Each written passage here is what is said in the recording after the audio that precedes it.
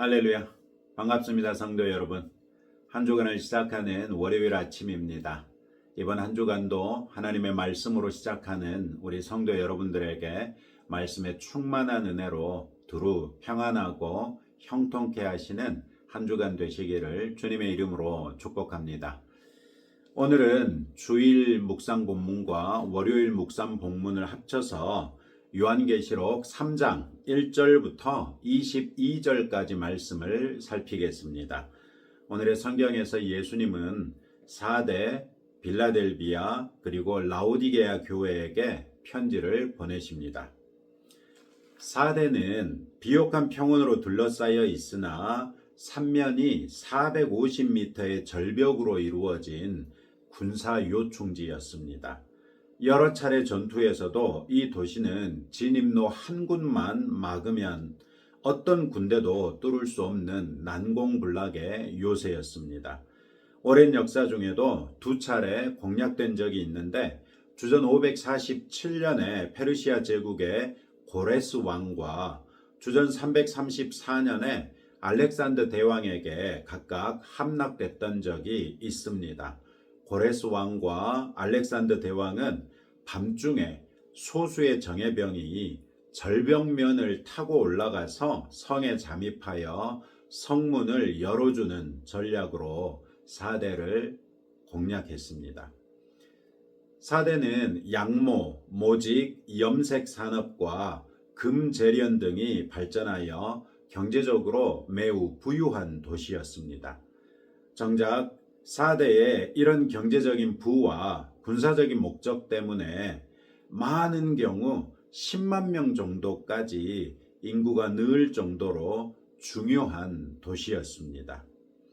그런 사대에 있는 교회에 편지를 보내시면서 예수님은 하나님의 7 영과 7 별을 가지시니 이렇게 스스로를 소개하십니다. 7 영은 성령의 완전하심을 표현하는 것이고 7 별은 7 교회의 사자를 가리켰죠. 예수님은 교회의 주관자로서 성령의 도움으로 4대 교회의 안팎을 잘 알고 계신 분으로 스스로를 알리신 것입니다.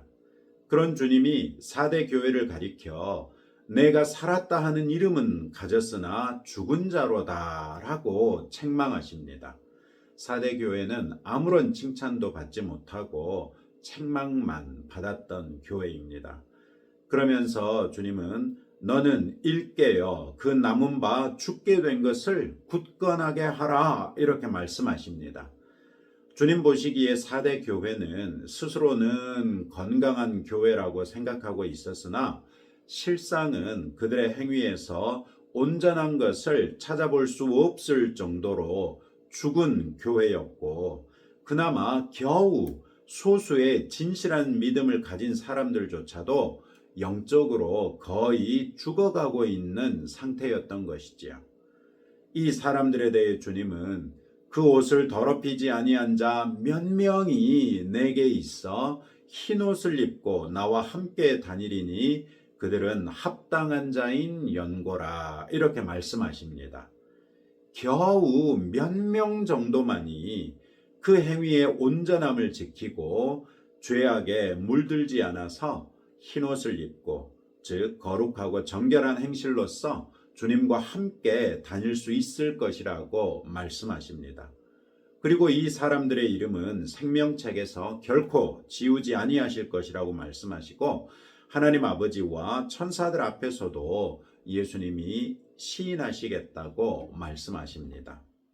이런 4대 교회에 주님은 그러므로 내가 어떻게 받았으며 어떻게 들었는지 생각하고 지켜 회개하라. 만일 일깨지 아니하면 내가 도둑같이 이르리니 어느 때에 내게 이르는지 내가 알지 못하리라. 이렇게 권면하십니다. 4대 교회가 받고 들은 것은 무엇입니까? 그것은 당연하게도 하나님의 은혜를 받았고 하나님의 말씀을 들었던 것이지요. 당시 복음 전도자들이 박해와 위협 속에서도 그들에게 복음을 전했던 것을 생각하라는 것입니다. 그렇게 그들이 받았던 복음을 지키고 회개하라는 것입니다. 이런 책망과 권면을 하시는데도 그들이 스스로 일깨우지 아니하면 그 옛날 적군이 절벽을 타고 도시에 밤중에 도둑같이 침입했던 것처럼 주님도 도둑같이 이르실 것이라고 말씀하십니다. 성도나 교회들이 자기들의 영적 현 주소를 하나님의 말씀을 기준 삼아 점검하여 알고 있는 것은 매우 중요합니다. 이때는 단순히 성경을 얼마나 알고 있는가가 중요한 것이 아니라 행위에 온전한 것이 주님 앞에 드러날 수 있을 정도로 순종으로서 체화된 말씀의 지식이 필요한 것입니다. 믿음의 역사와 사랑의 수고와 소망의 인내가 성도와 교회 안에 있는지 스스로 점검하여 늘 주 안에서 건강한 성도요, 교회가 될 수 있도록 힘써야 할 것입니다. 자칫 행함이 없는 믿음으로써 스스로를 속여서 도둑같이 임하시는 주님의 심판을 만나지 않도록 경각심을 가져야 합니다. 또 한 가지 사대 교회에 보내신 편지에서 알 수 있는 것은 아무리 교회 안에 의로운 성도가 소수에 지나지 않을지라도 그 소수의 사람들을 주님이 아신다는 것입니다. 설령 다들 망할지라도 그 사람들만은 주님과 함께 하도록 이끄시고 하나님과 천사들 앞에서도 시인하시겠다고 말씀하십니다. 그들의 이름은 생명책에서도 지워지지 않을 것입니다. 이는 성도가 자신의 믿음을 건강하게 지키는 데 있어서 스스로의 책임을 회피할 수 없다는 것을 말하기도 합니다. 교회는 마땅히 성도가 건강한 믿음의 사람이 되도록 힘써야 하겠죠. 설령 사대교회처럼 죽은 교회 안에서도 참 믿음의 사람이 있을 수 있다는 것을 주목하십시다. 교회가 제 역할을 다하지 못한다 할지라도 그런 중에도 성도는 자신의 믿음을 지킬 수 있어야 한다는 말입니다. 죽은 교회가 버림을 당할지라도 그 안에 있던 살아있는 성도는 생명책에 그 이름을 올릴 수 있다는 것입니다. 내가 속한 교회가 건강한 교회가 될 수 있도록 기도하는 한편 건강한 신앙을 끝까지 지킬 수 있도록 늘 깨어있는 성도가 되십시다. 빌라델비아는 형제의 사랑이라는 뜻을 가진 도시이지요. 주전 189년에 버가모의 왕 유메네스 2세가 자기 동생이자 후계자인 아탈로스 2세에 대한 깊은 우애를 기리기 위해서 창건한 도시입니다. 그런데 하필 지진대 위에 건설되는 바람에 잦은 지진으로 인해서 안정적으로 발전하기 힘들어서 이 당시에도 기껏 4천여 명의 사람들밖에는 살지 않았습니다. 이 도시에 살던 유대인들은 민족주의 성향이 매우 강해서 기독교도들에게 심한 적대감을 보였습니다. 이런 빌라델비아에 있는 교회에게 편지를 보내실 때 예수님은 자신을 거룩하고 진실하사 다윗의 열쇠를 가지시니 곧 열면 닫을 사람이 없고 닫으면 열 사람이 없는 이렇게 소개하십니다. 다윗의 열쇠란 이사야서 22장 22절에서 내가 또 다윗의 집의 열쇠를 그의 어깨에 두리니 그가 열면 닫을 자가 없겠고 닫으면 열 자가 없으리라. 이 말씀에서 인용된 것입니다.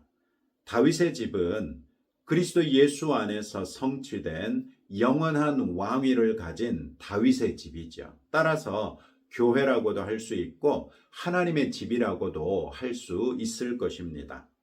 바로 그 하나님의 집의 열쇠를 가지고 전권을 행사하시는 예수님이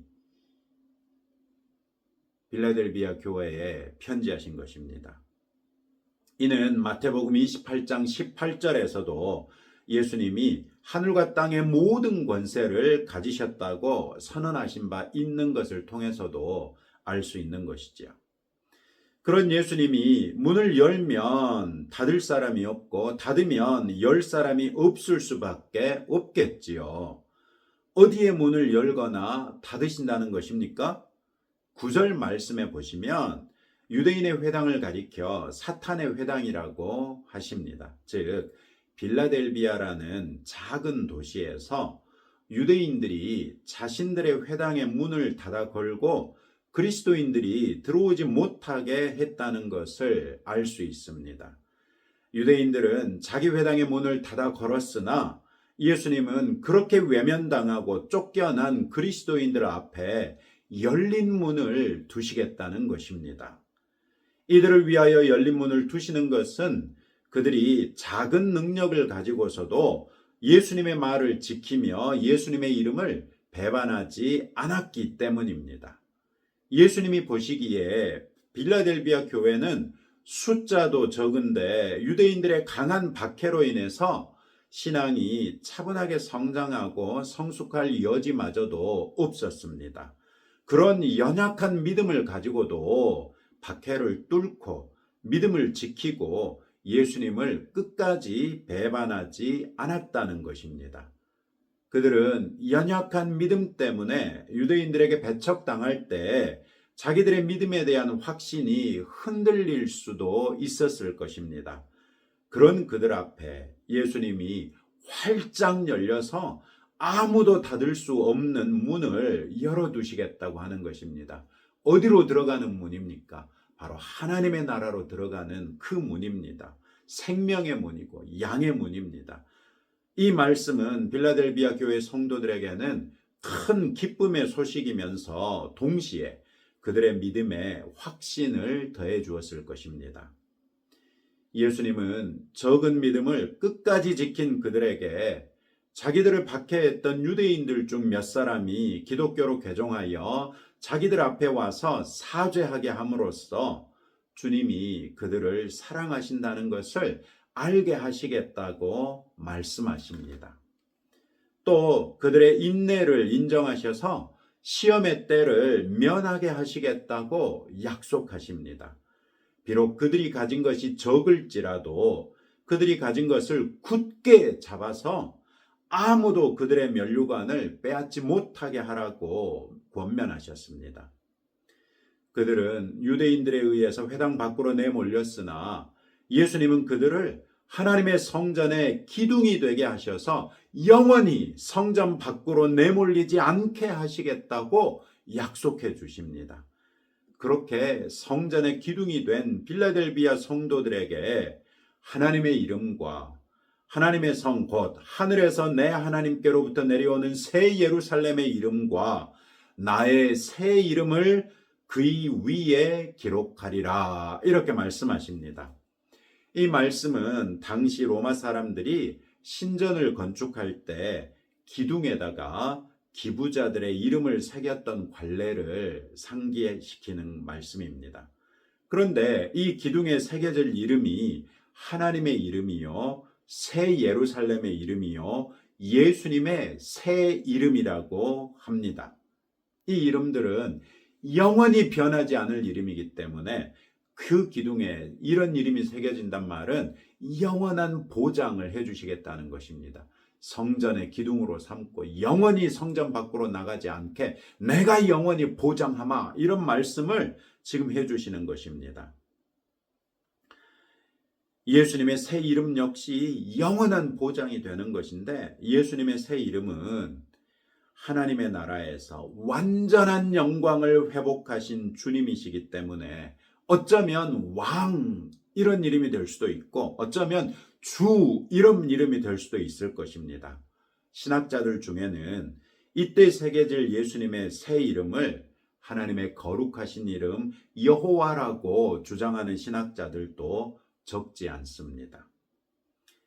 빌라델비아 교회에게 주신 말씀은 요한복음 17장 20절에서 예수님이 만일 너희에게 믿음이 겨자씨 한 알만큼만 있어도 이 산을 명하여 여기서 저기로 옮겨지라 하면 옮겨질 것이요 또 너희가 못할 것이 없으리라 이렇게 말씀하신 것을 상기시키기도 합니다. 빌라델비아 교회는 작은 능력으로도 면류관을 보장받았습니다. 우리도 겨자씨같이 작은 믿음이라도 끝까지 붙들고 주님의 말씀을 지킨다면, 주님의 이름을 배반하지 않는다면 우리에게도 면류관이 보장될 것이고, 우리 또한 하나님의 성전의 기둥이 되어 우리 위에 하나님의 이름과 새 예루살렘의 이름과 예수님의 새 이름이 새겨져서 영원히 하나님 나라에 머물게 될 것을 보장받게 될 것입니다. 적은 믿음입니까? 그것이라도 확실하게 붙드십시오. 그리고 할 수 있는 대로 그 믿음이 주 안에서 더욱 커질 수 있도록 힘쓰십시오. 라오디게아는 히에라볼리와 골로새와 함께 라이커스 계곡이라는 곳에 위치한 도시입니다. 세계의 큰 길이 만나는 지점에 있어서 금융과 무역이 발달했지만 황제 숭배나 종교적인 열심이 그다지 많지 않았기 때문에 큰 권력을 가졌던 적도 없고, 그렇기 때문에 변란을 겪지도 않은 그저 안정적인 그런 도시였습니다. 역사가들이 이 도시에 대한 기록에서 안정, 균형, 그리고 타협, 이런 단어들을 자주 사용했습니다. 이 도시는 오랜 동안 많은 부를 쌓았던 것으로 보입니다. 주후 60년과 또 주후 100년에 각각 큰 지진으로 엄청난 피해를 봤는데, 두 차례 다 로마의 재정 지원을 거절하고 자신들의 부로 이전보다 더 화려하게 도시를 재건할 정도였습니다. 라오디게아는 양모를 이용한 검은 모직 천 생산으로 유명했고, 브리기아의 가루라고 알려진 안약 등 의약품과 의학학교로도 유명했고, 파무칼레 온천지대로도 유명했습니다. 다만 물 사정이 좋지 않아서 골로새 산악지역에서 냉수나 혹은 히에라볼리의 온천수를 끌어다 쓸 수밖에 없었습니다. 이때 토기로 만든 수로를 통해서 물을 끌어왔는데 무려 10km나 14km 정도의 거리를 이동하는 중에 냉수든 온천수든 라오디게아에 도착할 때쯤 되면 미지근해진 것입니다. 예수님은 이런 라오디게아에 있는 교회에 편지하시면서 자신을 아멘이시요 충성되고 참된 증인이시요 하나님의 창조의 근본이시니 이렇게 소개하십니다. 이때 예수님이 자신을 아멘이라고 말씀하신 것은 이사야서 65장 16절에서 두 차례씩이나 진리의 하나님 이렇게 번역됐는데, 이것이 히브리어로는 아멘이라는 것을 인용하신 것입니다. 이사야서에서는 하나님을 가리켜 아멘이라고 했는데, 예수님은 자신을 가리켜 아멘이라고 하심으로써 자신이 곧 하나님이시라고 말씀하시는 것이지요. 뒤이어 나오는 충성되고 참된 증인이라는 말이 아멘이라는 말을 보충 설명하고 있다, 이렇게 생각하시면 틀림이 없습니다. 예수님이 하나님의 창조의 근본이 되시는 것은 골로새서 1장 16절 말씀에 만물이 그에게서 창조되되 하고 끝부분에 가시면 만물이 다 그로 말미암고 그를 위하여 창조되었고, 이런 말씀을 통해서도 알 수 있는 것이죠. 또 이사야서 65장 17절 이하에 보시면 새하늘과 새 땅을 창조하는 것에 관한 내용이 나오는데, 이때 예수님이야말로 창조의 근본이시라는 것을 확실하게 확인하실 수도 있습니다. 즉 예수님은 라오디게아 교회에게 창조주로서 전지전능하심을 강조하셨던 것입니다. 예수님은 라오디게아 교회에게 내가 내 행위를 아노니 내가 차지도 아니하고 뜨겁지도 아니하도다. 내가 차든지 뜨겁든지 하기를 원하노라. 이렇게 말씀하십니다. 이 말씀은 일반적으로 우리의 신앙의 열심을 촉구하기 위한 말씀으로 사용되곤 하지요. 신앙생활을 열심히 할 것이면 뜨겁게 하고 그렇지 않을 것이면 아예 하지 말라는 말이잖아요. 그런데 신앙을 열심히 하라는 것은 이해가 되지만 아예 신앙의 열심을 차갑게 식혀버려라. 아니, 이런 말씀을 주님이 성도에게 하실 것 같습니까? 그렇지 않지요. 즉, 많은 목회자들이 성도들의 열심을 독려하기 위해서 이 말씀을 인용하는 것이 그다지 좋은 적용이 아니라는 말입니다. 위에서 설명했던 것처럼 라오디게아는 골로새의 산지나 히에라볼리에서 물을 끌어와야 했는데 그러다 보니 라오디게아에 도착했을 무렵에는 물이 미지근해져 버립니다. 그러니 차갑고 맑은 산속의 물처럼 더위에 지친 사람을 시원하게 해주지도 못하고 온천수처럼 피로를 풀어주지도 못해서 이쪽으로든 저쪽으로든 쓸모가 없다는 것을 말씀하신 것입니다. 교회가 쓸모가 없으니 예수님이 내 입에서 너를 토하여 버리리라 이렇게 말씀하실 수밖에 없는 것이죠. 왜 라오디게아 교회가 아무짝에도 쓸모없는 미지근한 교회가 되어버렸습니까? 17절과 18절 말씀에서 힌트를 얻을 수 있습니다. 17절 말씀은 라오디게아 성도들이 부자여서 부요하고 부족한 것이 없다고 생각했다는 것이고요.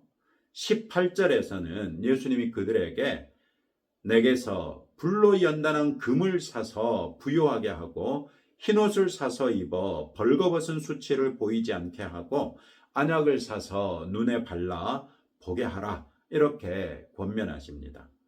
불로 연단한 금은 고난을 통해 순결하고 확실해진 믿음을 가리키죠. 흰옷은 거룩하고 정결한 삶을 가리키고요.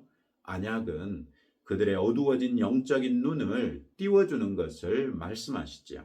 즉 예수님의 진단은 라오디게아 교회가 아무런 고난이나 박해도 없이 신앙생활하는 중에 자신들이 영적으로 점점 더 무지해지고 맹인이 되어버린 것조차도 인식하지 못해가지고 아무런 교회의 모습이 드러나지 않았다는 것입니다. 교회가 어쩔 때 박해가 없습니까? 내버려 둬도 아무런 문제가 안 될 때 사탄은 그런 교회를 굳이 건드려서 타초경사하지 않습니다. 라오디게아 교회는 너무나도 안정적인 세상에 완전히 타협하고 동화되어서 교회로서의 역할을 전혀 하지 못하고 있었던 것입니다. 20절 말씀은 깊은 탄식을 불러옵니다. 예수님이 라오디게아 교회의 문 밖에서 문을 두드리고 계십니다. 라오디게아 교회는 예수님조차도 문 밖에 세워둔 채 자기들끼리 성찬식을 하는 그런 교회가 되어버렸습니다.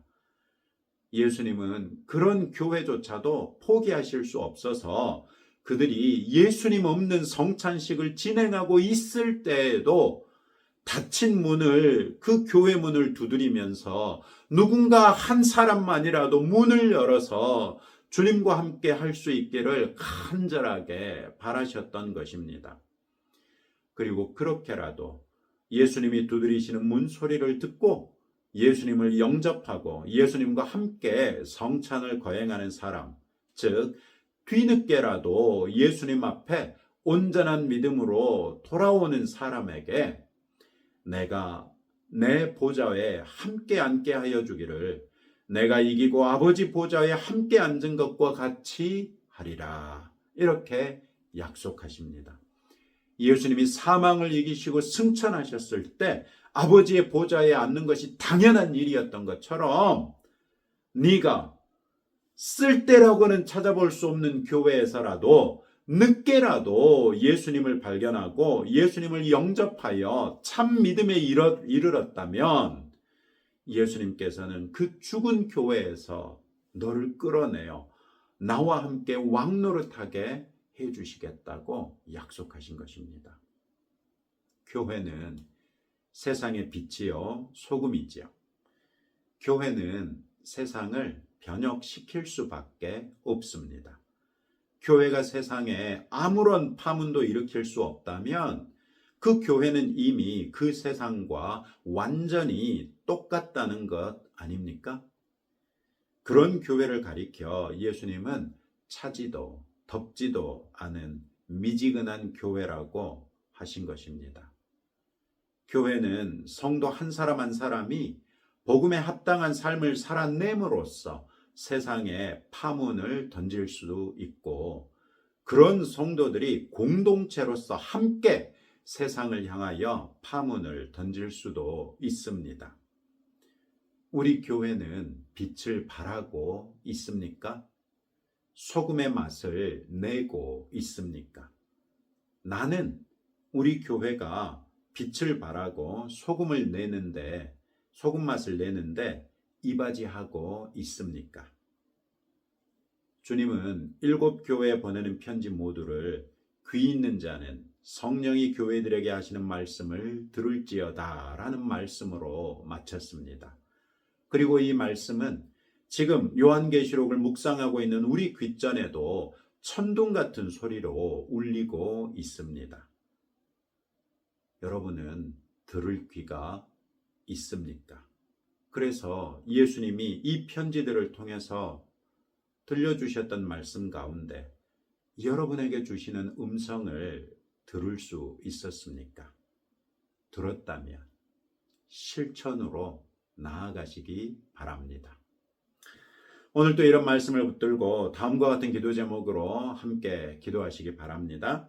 나의 영적 상태에 대하여 남들이나 교회 탓을 하지 않고 스스로 책임지는 성도가 되도록 기도하시고, 작은 믿음이라도 끝까지 붙들고 면류관을 받아 쓰는 성도가 될 수 있도록 기도해 주시고, 빛과 소금으로서의 역할을 수행하여 세상에 조그마한 변화라도 만들어내는 쓸모 있는 성도가 되고 교회가 될 수 있도록 기도해 주시고, 나라를 위해서 기도하시고, 임신 중에 디스크가 터져서 고통 중에 있는 임상은 자매, 또 입덧이 심해서 고생 중에 있는 반채우 자매 두 분을 위해서 꼭 함께 기도해 주시면 감사하겠습니다. 오늘은 이틀분을 한꺼번에 하느라고 평상시보다 훨씬 더 많이 길어지게 된 것 죄송하게 생각하고요. 내일부터는 좀 더 짧게 할 수 있을 것 같습니다. 오늘도 주의 은혜 가운데 평안한 하루 되십시오.